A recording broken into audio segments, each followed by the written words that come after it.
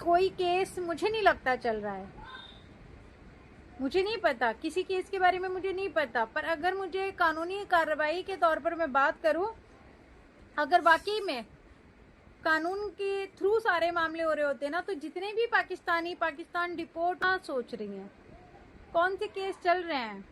आपको लगता है कोई केस चल रहे हैं यहाँ पे? आपको लगता है कि वो बच्चे यहाँ से इतने इजीली केस, कानून, अदालतें इनके जरिए वापस जाएंगे? आपको लगता है? मेरी भोली बहन, आप बहुत सीधी हैं, बहुत सच्ची बहन है मेरी। आपको लगता है ना कि केस चल रहे हैं, गुलाम हैदर की शादी हो जाने से ये केस कमज़ोर पड़ जाएंगे, सीमा हैदर प्रूव करेगी कि उसने भी शादी कर ली और ये केस कमज़ोर हो जाएंगे? नहीं मेरी प्यारी बहन, कोई केस मुझे नहीं लगता चल रहा है, मुझे नहीं पता, किसी केस के बारे में मुझे नहीं पता। पर अगर मुझे कानूनी कार्रवाई के तौर पर मैं बात करूं, अगर वाकई में कानून के थ्रू सारे मामले हो रहे होते ना, तो जितने भी पाकिस्तानी पाकिस्तान डिपोर्ट हुए हैं, जो वैलिड तरीके से आए थे, पासपोर्ट वीज़ा से आए थे, जिन पाकिस्तान की औरतों की वैलिड तरीके से यहाँ पर, जिन पाकिस्तानी औरतों की वैलिड तरीके से यहाँ पर शादियां हुई थी, उन सबको पाकिस्तान डिपोर्ट कर दिया गया। पर सीमा गुलाम हैदर को यहाँ रोक लिया गया और आपने कहा कि केस कमज़ोर पड़ जाएगा, फिर सीमा हैदर प्रूव कर देगी इसने भी अपना घर बसा लिया है पाकिस्तान में, ऑलरेडी इसके पास 4 बच्चे हैं, तो फिर इसको बच्चे कैसे मिल सकते हैं? तो यहाँ सीमा गुलाम हैदर पर भी ऑलरेडी 4 बच्चे थे और उसने बिन शादी बिन फेरे का बच्चा यहाँ पैदा करने का दिखावा किया है ना?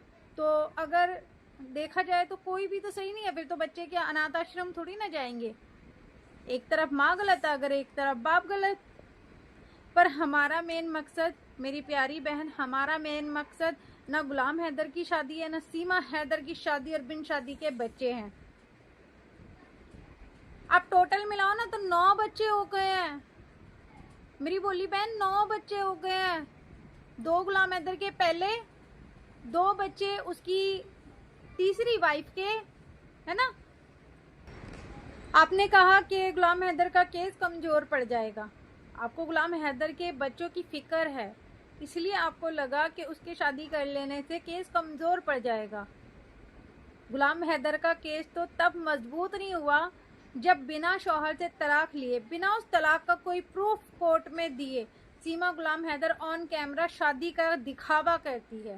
सीमा हैदर 9 महीने बच्चा पैदा करने का दिखावा करती है। गुलाम हैदर का केस तो मजबूत तब भी नहीं हुआ मेरी प्यारी बहन। अगर प्रूफ के तौर पे केस लड़े जा रहे होते ना, तो गुलाम हैदर का केस तब मजबूत हो जाना चाहिए था जब ये बिना गुलाम हैदर से तलाक लिए हिंदुस्तान आई थी, गैर कानूनी आई थी। इस औरत को तभी डिपोर्ट कर देना चाहिए था, मगर नहीं हुई, है ना?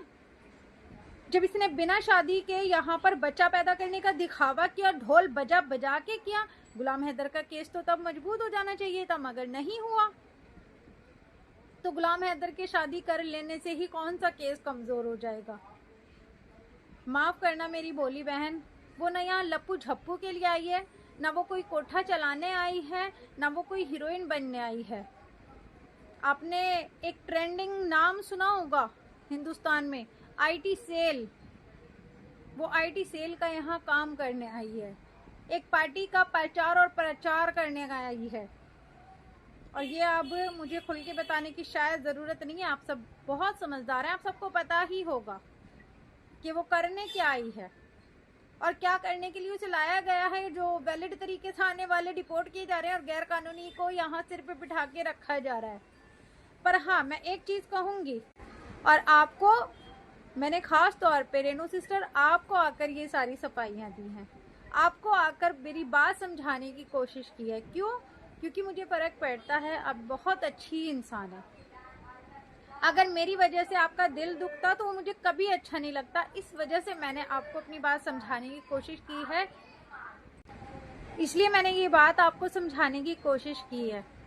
आपकी जगह शायद कोई और होता तो शायद मैं इतना आकर आपको नहीं समझा रही होती, किसी और को नहीं समझा रही होती, मगर आप मेरी बहुत अच्छी बहन है, इसलिए मैं आपको समझाने की कोशिश कर रही हूँ कि मैंने पहली बात तो आपका दिल दुखाने के लिए कोई बात नहीं कही, मैंने सिर्फ एक बात कही है कि अगर गुलाम हैदर ने शादी कर ली है तो कोई बड़ी बात नहीं है।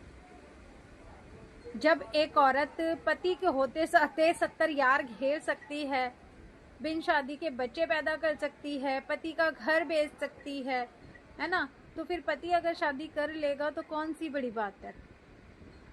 और अब मेरी बहन, आई होप आप मेरी बात समझ गई होंगी। अब मैं आप लोगों को एक मज़ेदार बात बताती हूँ, है ना।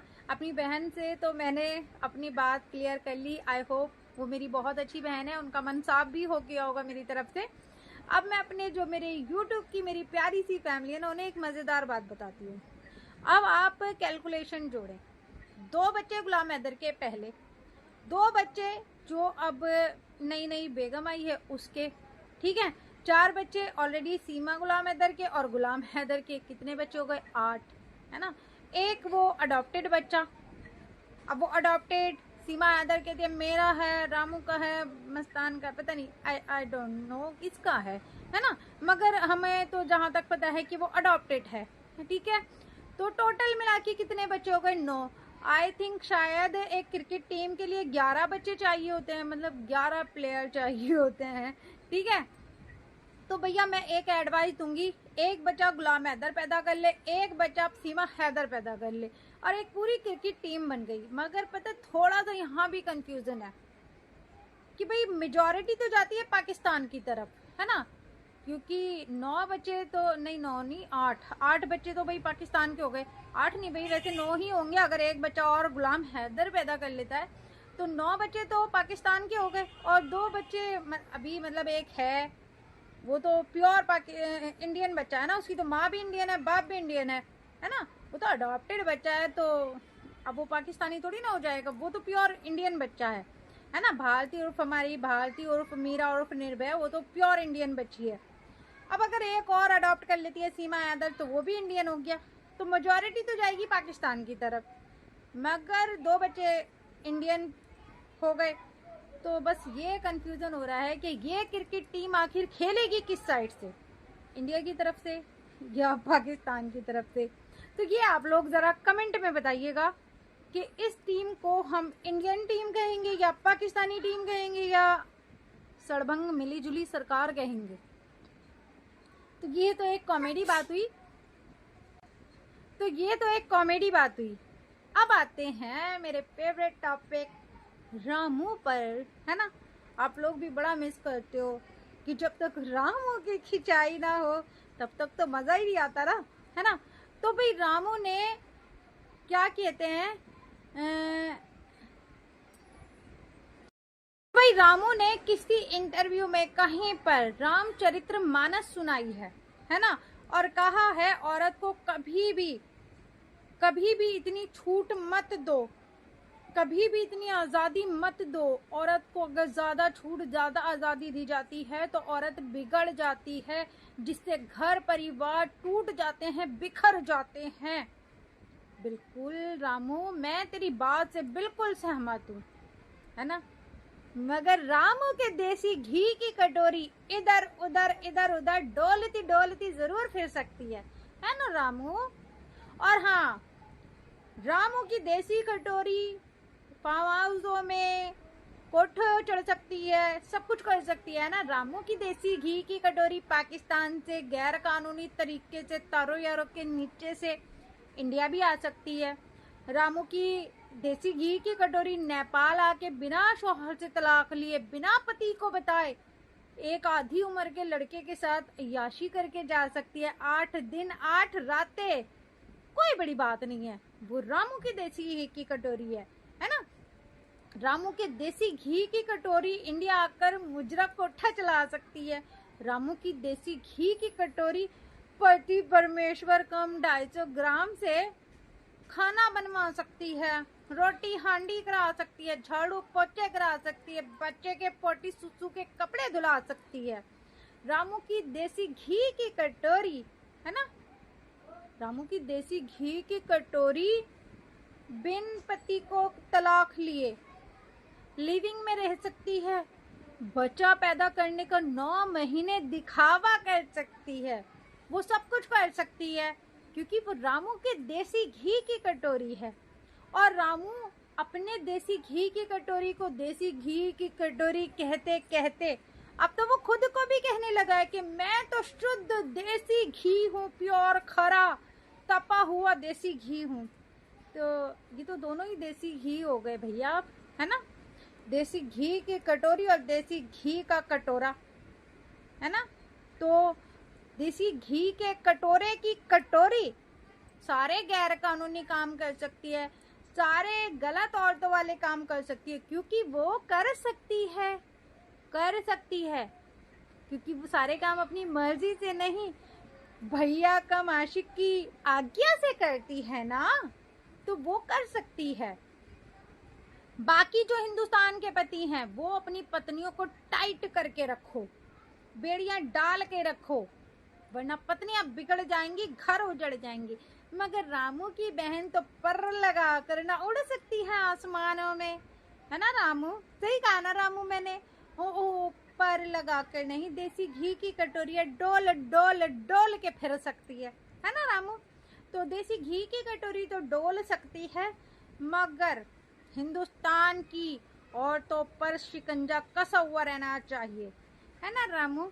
ये रामू कहता है औरतों को काबू रखो, बेड़ियां डाल के रखो, पाबंदियों में रखो, खुली आजादी ना दो, वरना पतियों को मारकर ड्रम में डाल देंगी, पतियों को सांप से डसवा देंगी, पतियों को हनीमून पे ले जाके मरवा देंगी।